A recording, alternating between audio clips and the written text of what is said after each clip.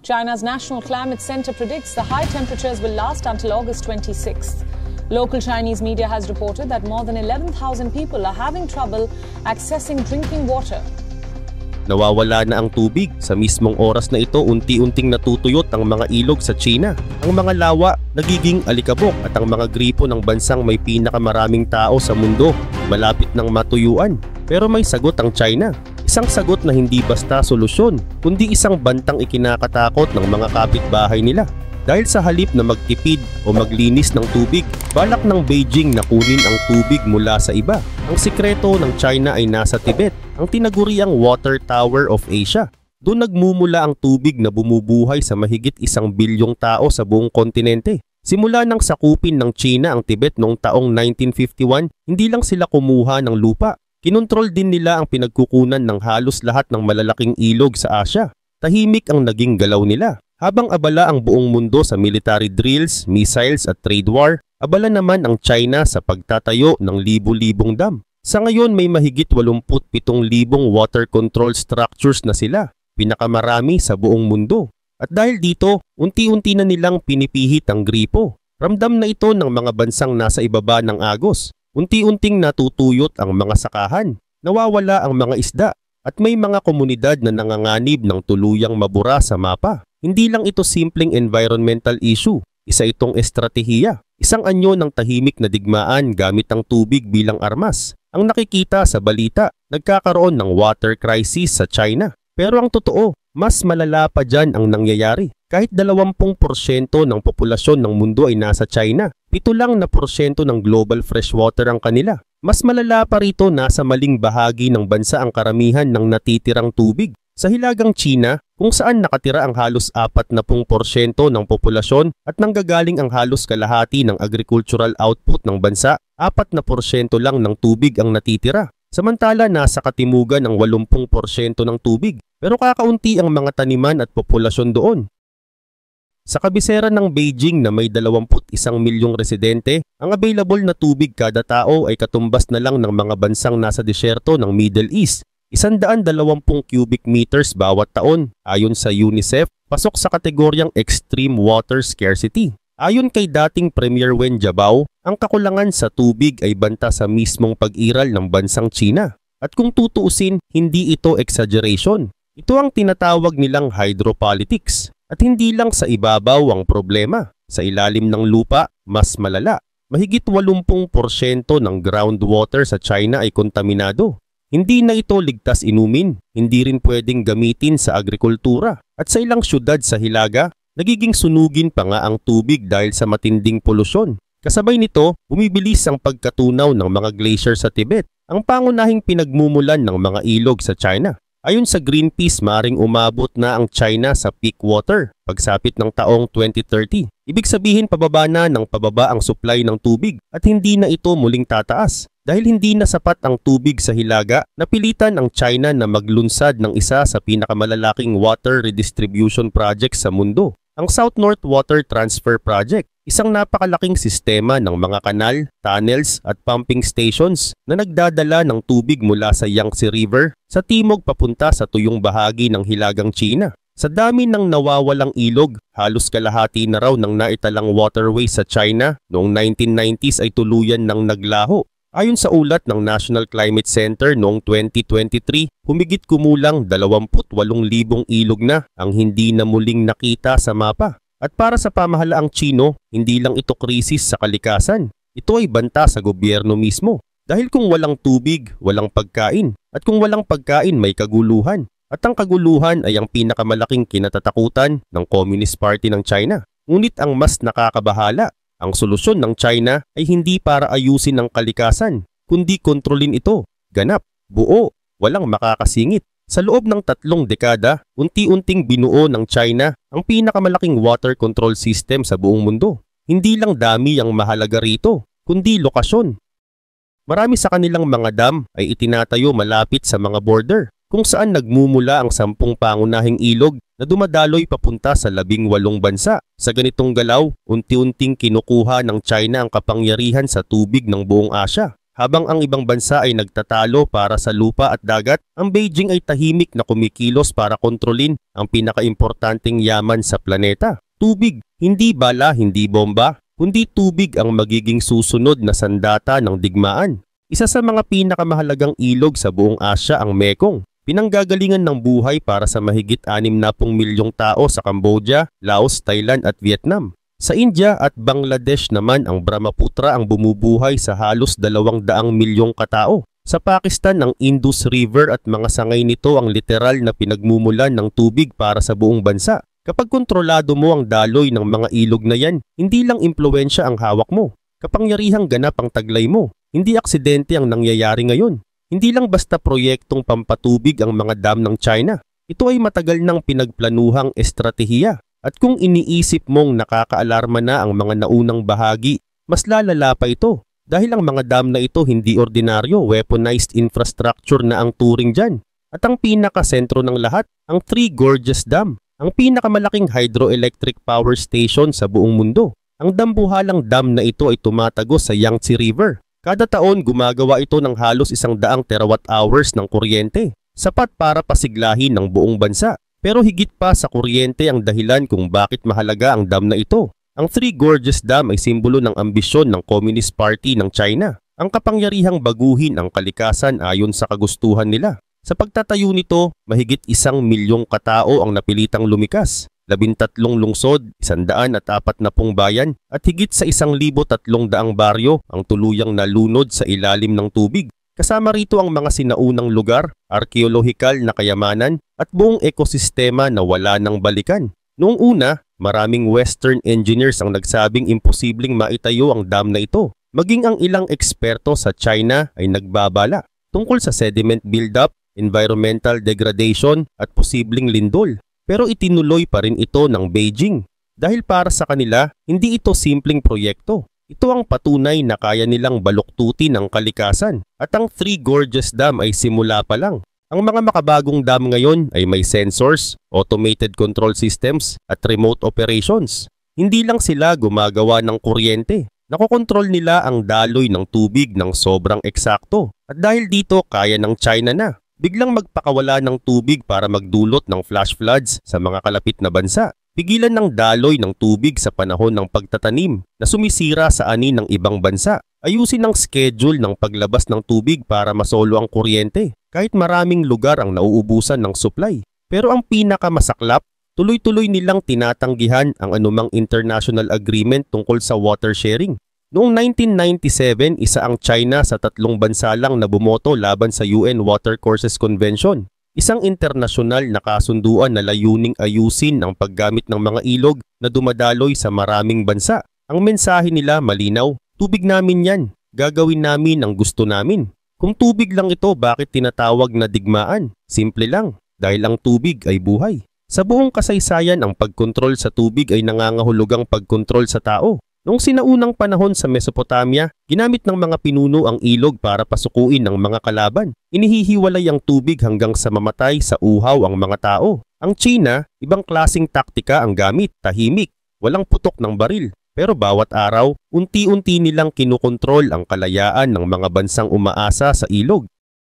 Isang halimbawa niyan ay ang nangyari noong 2019. Sa Mekong River dumaan sa pinakamatinding tagtuyot ang Thailand, Laos, Cambodia at Vietnam. Pero ayon sa satellite data mula sa Eyes on Earth, normal hanggang mataas pa nga ang ulan sa bahagi ng China. Buwang dam punong-puno ng tubig pero sa ibaba ng agos, tuyo ang ilog.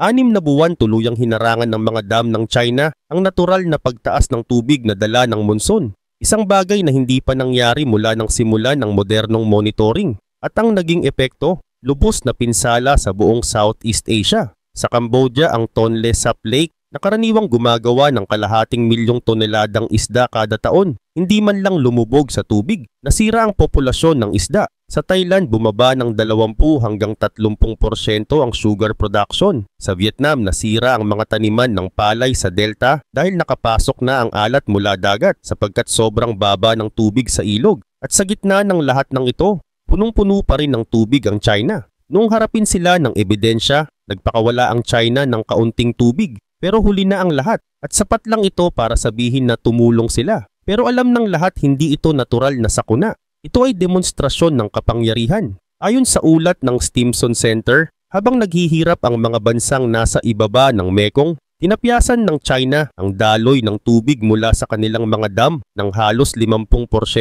At habang patuloy ang pagbaba ng level ng tubig sa timog, satellite images ang nagpakita na ang mga dam sa China ay punong-puno pa rin. Sabi ni Brian Eiler, direktor ng Southeast Asia Program ng Stimson Center, sa pagpapatakbo ng kanilang mga dam sa Mekong, halos hindi isinasaalang-alang ng China ang pangangailangan ng mga bansang nasa ibaba. At ito ang totoo, hindi ito simpleng kwento ng kakulangan sa tubig. Ito ay kwento ng kapangyarihan, kontrol at tahimik na digmaan. Salamat sa patuloy mong pagsubaybay sa kwentong ito.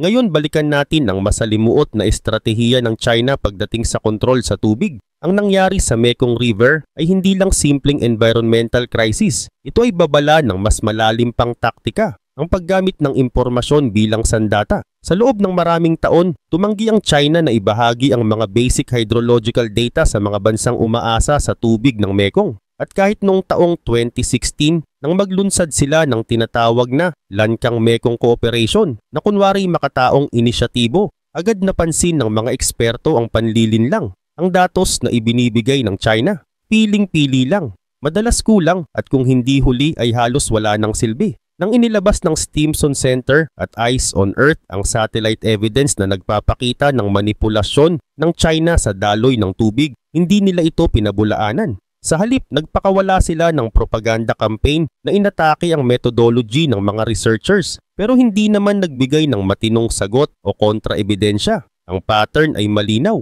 Kontrolin ang tubig, kontrolin ang narrative, kontrolin ang buong rehiyon.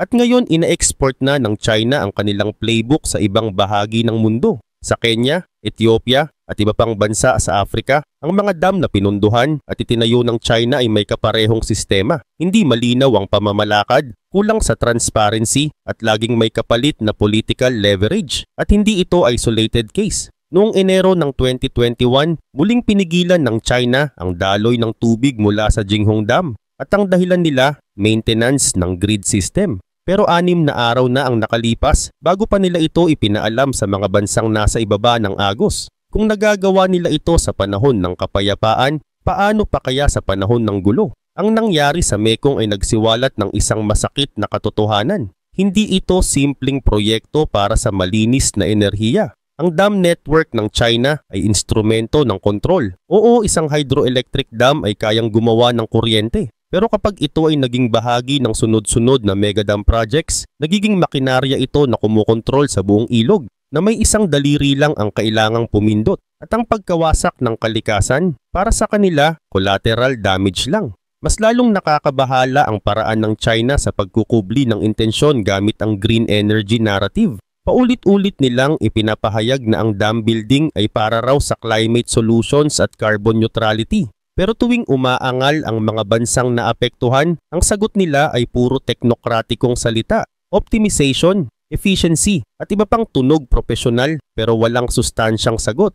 Kahit ang pangakong benepisyong pang-ekonomiya ay may halong panloloko. Ayon sa mga pag-aaral, maraming higanting dam ang nagbibigay ng mas mababang kuryente kaysa ipinangako at may dobling halaga sa gastos. Halimbawa, ang Lower Sesan 2 Dam sa Cambodia. Sabi ng independent engineers, 1/4 lang ng orihinal na power output ang nagagawa nito. Pero ang pinsala sa kalikasan at komunidad, buong-buo, walang bawas. At habang patuloy ang krisis sa Mekong, may isa pang mas delikadong proyekto ang isinasagawa sa border ng China at India. Doon sa tabing ng Brahmaputra River, isa sa pinakamahalagang ilog sa India, nagtatayo na ngayon ang China ng maaaring maging pinakamalaking hydroelectric dam sa buong mundo. Mas malaki pa sa Three Gorges Dam. At ang lokasyon, 30 kilometro lang ang layo mula sa hangganan ng India. Sa isang lugar na pinag-aagawan pa. Hindi ito tungkol sa kuryente. Ito ay tungkol sa pagkontrol sa buhay ilog ng buong hilagang India. Mas nakakatakot pa rito ang tinatawag na water bombs. Isang biglaan at sobrang daming paglabas ng tubig mula sa dam na maaring magdulot ng nakapipinsalang pagbaha sa mga kalapit na bansa nang walang kahit kaunting babala. Noong taong 2017, habang may tensyon sa border ng India at China, biglang tumigil ang China sa pagbibigay ng hydrological data sa India. Ang mga datos na yon ay mahalaga para sa flood forecasting at water management. Ang resulta, malawakang pagbaha sa Assam. Halos 300 tao ang namatay. Milyon ang nawalan ng tirahan. Napagtanto ng India ang banta. Kaya ngayon nagbabalak din silang magtayo ng sariling dambuhalang dam sa Arunachal Pradesh, ang tinatawag na Upper Siang Multi-Purpose Project. Ang nangyayari ngayon ay escalation, dam kontra dam, at ang naipit sa gitna, ang Bangladesh, isang bansang labis na umaasa sa tubig mula sa itaas, pero walang kontrol kung sino ang pipihit ng gripo. Ang nakikita natin ngayon ay hindi lang tungkol sa kuryente o agrikultura o kalikasan. Ito ay militarisasyon ng tubig. Pero ang totoo, hindi pa ito ang katapusan dahil ang imperyo ng tubig ng China hindi dito nagtatapos. Sa pamamagitan ng Belt and Road Initiative, ginamit ng China ang dam construction bilang global na sandata. Sa Southeast Asia, Africa at Latin America, nagpopondo at nagpapagawa sila ng 2 dosenang dam habang tahimik na pinapalawak ang kontrol sa tubig sa buong mundo. Ang pattern, simple pero delikado. China ang nagbibigay ng kaakit-akit na loans sa mga developing countries. Chinese companies ang nagpapatayo at madalas nagpapatakbo pa rin ng mga dam. At sa huli, ang host country ay malulubog sa utang. Ang China, magkakaroon ng kontrol sa mga critical water infrastructures kahit nasa labas na ito ng kanilang teritoryo. Tingnan na lang ang Laos. Ngayon ay tinatawag na Battery of Southeast Asia. Ngunit sa likod ng titulong yan, baon sa utang ang bansa. Halos 6 na bilyong dolyar ang utang nito sa China. Kalahati ng buong external public debt nila ay para sa mga proyekto na Chinese funded. May 45 major dams sa Mekong River System. 21 raw ay nasa Laos. Pero kung titignan mo ang papeles, karamihan dito ay pag-aari, pinunduhan at pinapatakbo ng mga kumpanyang Chino. Halimbawa, ang Nam-u River Cascade, 7 dam sa hilagang bahagi ng Laos. 85% nito ay pag-aari ng Power China. Sila rin ang magpapatakbo nito ng 29 na taon. Hindi ito simpleng development. Ito ay isang uri ng hydrological colonization. At ang human cost, malupit at kadalasan tinatago. Sa Cambodia, ang Chinese-backed Lower Sesan 2 Dam ay sumira sa buhay ng libu-libong katao. Mahigit 5,000 indigenous people ang sapilitang pinalayas mula sa lupaing minana nila sa loob ng maraming henerasyon. Isang magsasaka mula Laos ang nagsabi ng diretsahan, "Dati nangingisda kami sa ilog, dun din kami nagtatanim ng palay. Ngayon wala na. Para saan? Para magpadala ng kuryente papuntang China? At kung iniisip mong Asya lang ang apektado, mag-isip ka ulit. Kapag natuyo ang mga ilog, nasisira ang mga pananim. Kapag bumagsak ang produksyon ng pagkain, tumataas ang presyo sa buong mundo. At kapag sumabog ang presyo ng pagkain, nagkakaroon ng kaguluhan. Ang China ang pinakamalaking importer ng soybeans at butil sa buong mundo. Kapag lumala pa ang water crisis nila at bumagsak ang agricultural output, magkakaroon ng chain reaction sa global food markets. At sa panahong ito na krisis ang klima, ang tubig ang magiging sanhi ng pinakamalalaking migration waves na makikita natin. Milyon-milyong tao ang mapipilitang lumikas dahil sa pagkawala o kontaminasyon ng kanilang pinagkukunan ng tubig. Mas nakakatakot pa ang posibilidad ng totoong digmaan. Kapag ang tubig ay naging sanhi ng tensyon sa pagitan ng mga bansang may nuclear weapons gaya ng China, India at Pakistan, ibang antas na ang delikado. Kung maramdaman ng India na lampas na sa limitasyon ang banta sa kanilang water security, maaari silang mapilitan na gumawa ng military action. Ang Pakistan, parehong sitwasyon dahil umaasa sila sa mga ilog na dumadaloy mula sa India. At ang katotohanan, walang alternatibo sa tubig. Pwede mong palitan ang langis ng solar energy. Pero ang tubig, wala kang mapapalit. Ito ang dahilan kung bakit ang tubig ang pinakamakapangyarihang leverage sa geopolitics ng ika-21 siglo. Pero hindi rito nagtatapos ang pinsala. Ang epekto ng dam building ng China ay hindi lang tungkol sa dami ng tubig. Ang buong balanse ng ekolohiya ng Asya ay nasa bingit ng tuluyang pagkasira. Isang mahalagang halimbawa nito ay ang sediment, ang nutrient-rich na lupa na binubuo ng mga particle na dinadala ng ilog mula sa kabundukan pababa sa mga delta at floodplains. Ayon sa mga pag-aaral, mahigit 50% na ang nabawas sa sediment na dinadala ng Mekong River dahil sa mga dam ng China. At hindi ito abstract science. Ang sediment ang nagpapayabong sa mga taniman sa floodplains at sa Mekong Delta. Kapag nawala ito, babagsak ang ani. Sa Vietnam, nagsisimula ng mawasak ang Mekong Delta, ang tinatawag nilang rice bowl ng bansa. Dahil sa kakulangan sa sediment, bumibilis ang coastal erosion at mas malayo na ang nararating ng alat mula sa dagat. Sa ilang bahagi ng baybayin, umaabot na sa 30 metro bawat taon ang pagguho ng lupa. Bukod pa rito, nasisira rin ang natural na migrasyon ng mga isda. Mga species na sanay na maglakbay paakyat ng ilog para magparami, hinarang ng semento. Ang Mekong na may mahigit 1,000 species ng isda, nakakaranas na ng matinding pagbagsak ng populasyon. Ayon sa Mekong River Commission, maaaring bumaba ng hanggang 40% ang fish stock sa Lower Mekong Basin pagdating ng taong 2040. At kung mangyari ito, mawawala ang pangunahing pinagkukunan ng protina ng milyon-milyong tao. Maging ang natural rhythm ng ilog, ang taas-baba nito depende sa panahon, ay nasisira. Mga hayop at halaman na sanay sa natural na pulso ng tubig, hindi na makasabay. At kapag pinagsama-sama mo lahat ng epekto nito, hindi ito simpleng krisis, ito ay ecocide. Sistematikong pagwasak ng kalikasan sa buong kontinente. Pero ang tanong, may magagawa pa ba tayo para pigilan ng trahedyang ito? Sa ngayon, limitado ang opsyon ng international community. Diplomatikong pressure. Madalas hindi pinapansin ng China ang opinyon ng ibang bansa kapag sa tingin nila'y apektado ang core interest nila. Economic sanctions. Ayaw ng karamihan sa mga bansa na masira ang relasyon nila sa pangalawang pinakamalaking ekonomiya sa mundo. Military response. Ang pagsira ng dam ay itinuturing na war crime sa international law.